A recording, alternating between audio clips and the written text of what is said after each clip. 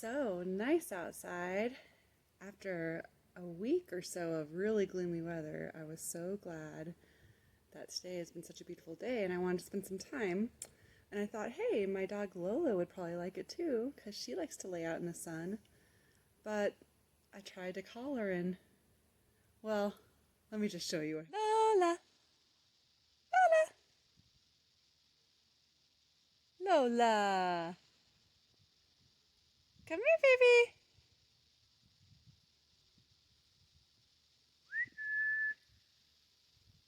Lola!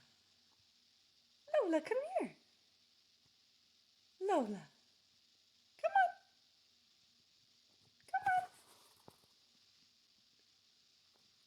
Lola! Come! Lola! Lola! Come here! Lola, come here! Where are you? Come on! There she is! Good girl! Come on! Let's go! Yeah! What a good girl. Yes, my good girl. Yeah. Well, we made it outside. We spent a little bit of time out there, but it didn't last long because it is hot. But geez, I can't believe how long I had to wait for Lola to even get up, let alone join me outside. And sometimes that's what happens with calling, isn't it?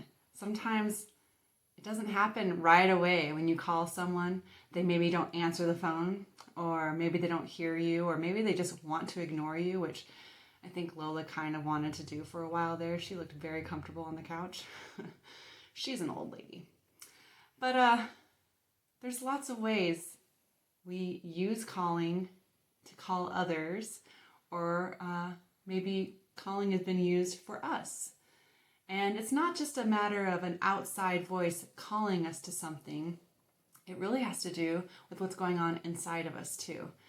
The calling comes from within. So like Lola, if you didn't want to leave the couch, you weren't going to go after that call. And it's kind of interesting, but that happens when God talks to us too, when God is calling us. This is something we talk about in the church all the time, that God is calling us to be and act in a certain way. And sometimes it's hard to know what that is. Sometimes it's because the voice of God gets lost in all the other sounds outside. And sometimes it's also because maybe what's going on inside of us is keeping us from hearing it.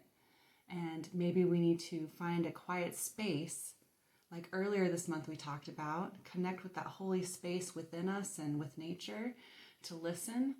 And then also maybe we need to sense that holy belonging, that we actually belong here. We can belong with ourselves, we can belong with others. And these are all things that help make this call even clearer.